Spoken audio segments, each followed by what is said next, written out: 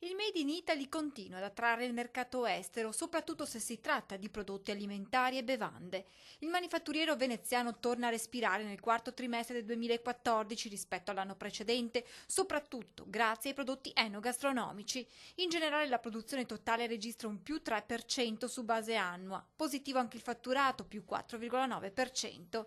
Il mercato estero continua ad essere la principale fonte d'ossigeno per l'economia veneziana. Basti dire che le vendite oltre confine sono aumentate del 9,5% rispetto all'1% del mercato interno. Ordinativi esteri che salgono dell'8,3% a fronte degli ordinativi in Italia che aumentano appena dello 0,2%.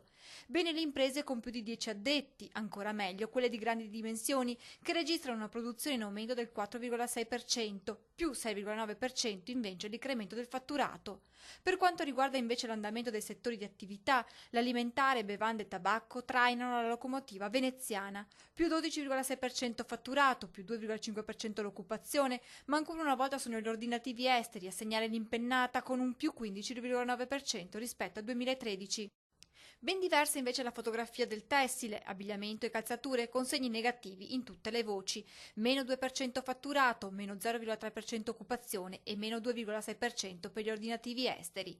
In generale dunque il manifatturiero veneziano risolleva la testa, va detto però che rispetto al trimestre precedente, l'ultimo del 2014 registra un arresto che non infonde ottimismo negli addetti ai lavori. Le attese infatti per il primo trimestre 2015 sono in lieve peggioramento rispetto a quelle per il trimestre precedente. In particolare gli imprenditori manifatturieri veneziani prevedono il saldo peggiore per quanto riguarda gli ordinativi interni, che si attendono in calo del 14% e la produzione giù, secondo le previsioni, del 10%. Le aziende che hanno come sbocco principale il mercato interno sono costrette ad arrancare le parole di Giuseppe Fedalto, presidente della Camera di Commercio di Venezia, che conclude: bisogna rimanere vigili rispetto ad un tessuto economico costituito principalmente da micro-piccole imprese che la crisi rischia di dissipare.